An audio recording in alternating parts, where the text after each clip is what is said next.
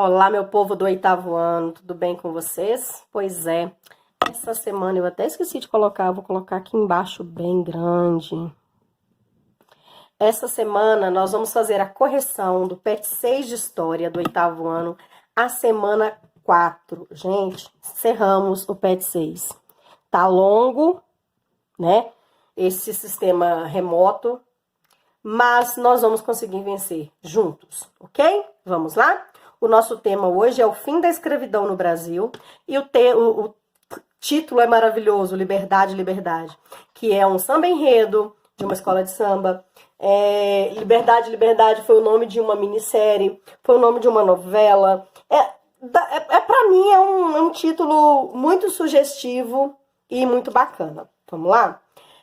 Por mais de 300 anos, né, gente? Como sempre, temos um pequeno texto e vamos ter apenas 3 atividades e uma delas é a opinião, ok? Por mais de 300 anos, nós passamos pela prática horrorosa da escravidão, onde principalmente os negros foram nossa... É chato, é feio falar isso. Foi a nossa moeda, né? Porque ele não era só mão de obra, ele era um produto também. Né? Então ele era a nossa base, a base da nossa economia, eram as mãos e pés negros que sustentaram o Brasil, que deram lucro não só para o Brasil, mas também muito lucro para Portugal. Né? Mas no século XVIII e século XIX, gente, como a gente já viu, né, desde o começo do ano, começa a desenvolver na Europa, no século XVIII, a ideia do iluminismo. Aí nós vamos ter Revolução Francesa, independência dos Estados Unidos logo depois, esse monte de movimentos a favor da liberdade. E aí começa a desenvolver ainda mais, né, a ser alimentado o desejo abolicionista em várias partes da sociedade brasileira. Muitos intelectuais, muitas pessoas queriam o fim da escravidão. Os grandes fazendeiros não concordavam. Por quê? Porque para eles não saberiam viver sem aqueles escravos, sem aquela mão de obra não é nem barata, né? Porque eles simplesmente compravam, pagavam pela mercadoria e pronto. O resto, os negros que se viravam. Eles tinham que trabalhar para sobreviver, né? E para sustentar o seu próprio patrão, lógico. Só que aí, gente, a Inglaterra também começou a desenvolver o que a gente já estudou esse ano, que é a Revolução Industrial. E a Revolução Industrial fez o quê, gente? O que acontece com o Brasil com a Revolução Industrial? A Inglaterra queria mais mercado consumidor. E se você tem um país que tem um acordo comercial com você, que nós já vimos, né? Lá em 1808, o Dom João fez um acordo com o rei da Inglaterra e lhe abriu os portos. Então, os produtos ingleses da Inglaterra chegavam no Brasil com muita facilidade. Mas não tinha uma boa venda. Por que não era bem vendido? Porque a maior parte da população brasileira, naquele momento, era uma população negra escrava. Se é uma população escrava, ela recebe salário ao final do mês, ao final do serviço? Não. Então, ela é um mercado consumidor? Não. Ela é um produto como outro qualquer. E aí, os ingleses começam, não porque eles são bonzinhos, tá, gente? Não confundam. Eles começam a exigir o fim do tráfico negreiro, né? O fim até mesmo da escravidão no Brasil, para que esses escravos se transformassem em uma mão de obra assalariada. Por quê? Porque aí eles iam se tornar mercado consumidor. Então, na verdade, não é por bondade, é por interesse econômico. Então, com o fim da escravidão, os trabalhadores teriam que ser contratados e automaticamente receberiam salários, tá correto? E aí, a economia cafeeira, né, eles começam a produzir em larga escala, e a mão de obra escrava era digamos assim, era o foco da produção do café. Só que aí, como os ingleses perceberam que os fazendeiros não iam abrir mão, né, da escravidão negra, dos escravos negros, eles criaram então em 1845 a Lei de Bill Aberdeen. O que era essa lei, gente? Proibia e dava liberdade à marinha inglesa de apreender qualquer navio negreiro no Oceano Atlântico. Dentro de pouco mais de 2 anos, cerca de 90 navios foram apreendidos. Tá? Isso vai causar uma revolta gigante na sociedade escravocrata brasileira. A sociedade escravocrata, os grandes fazendeiros, vão ficar com muita raiva. Mas eles começam, então, a fazer o tráfico interno, né? já que eu não posso trazer de fora, eu vou comercializar o que eu tenho. Aí eles começam a ter, é muito feio falar isso, mas eles começam a ter negras apenas para procriar, porque aí os filhos dessas negras eram vendidos no comércio interno. Só que aí, em 1850, né, conseguem aprovar no Brasil a Lei Eusébio de Queiroz, que é a proibição do tráfico negreiro. Por que eles proíbem o tráfico negreiro, gente? Porque estava dando muito prejuízo, estava ficando muito navio preso, né, pela Marinha Inglesa. Então, proíbe o tráfico, né, a entrada de navios negreiros, mas aumenta o tráfico interno. Em 1871, conseguem aprovar a Lei do Ventre Livre, que é filhos de mulheres escravizadas, né, nasceriam livres a partir de 1871, mas viveriam com a mãe até os 8 anos. Com 8 anos, a mãe, no caso, né, deveria pagar uma indenização ao Estado para que eles fossem libertos. Se eles não conseguissem pagar, tinham que trabalhar até os 21 anos. Tá? Em 1885, aprovaram a Lei do Sexagenário, que é a lei que dá liberdade a todos os negros acima de 60 anos, o que era muito raro de acontecer, tanto que essa lei não adiantou muita coisa para os negros, né?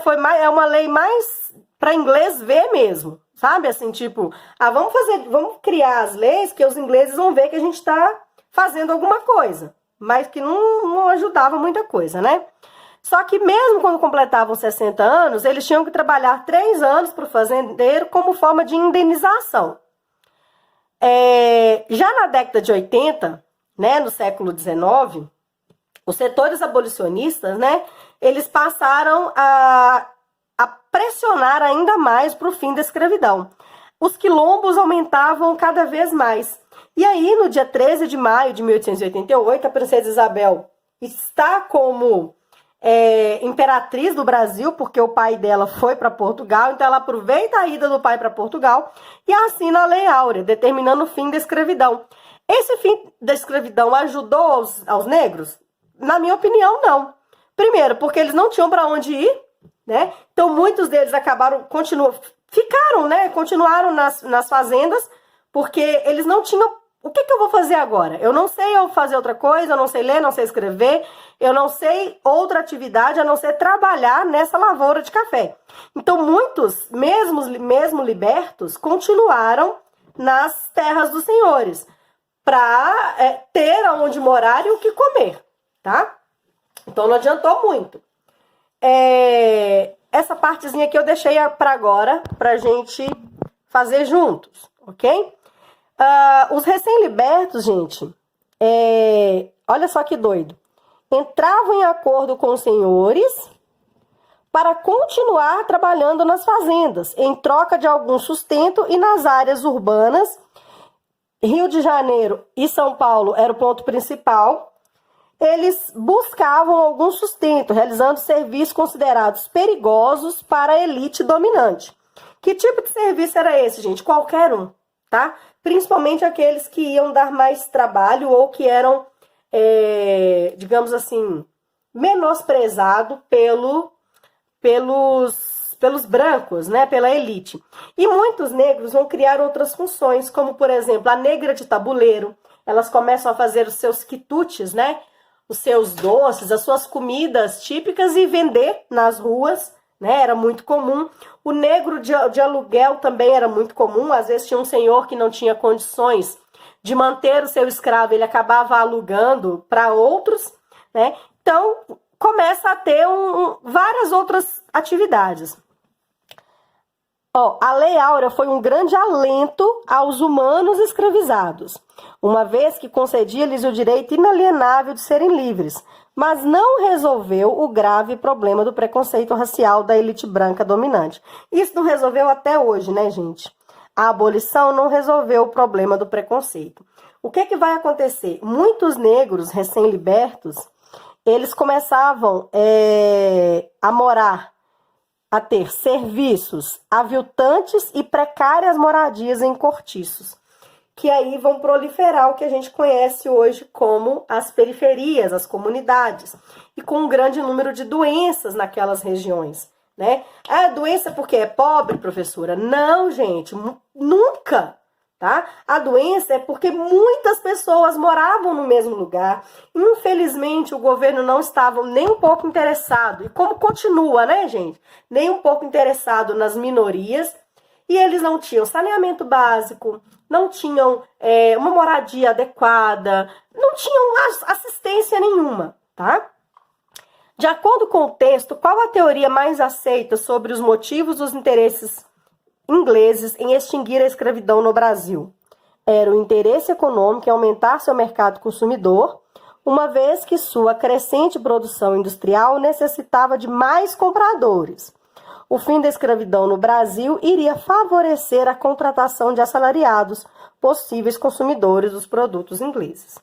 Explique as leis criadas ao longo do século XIX que determinaram o processo gradual de abolição.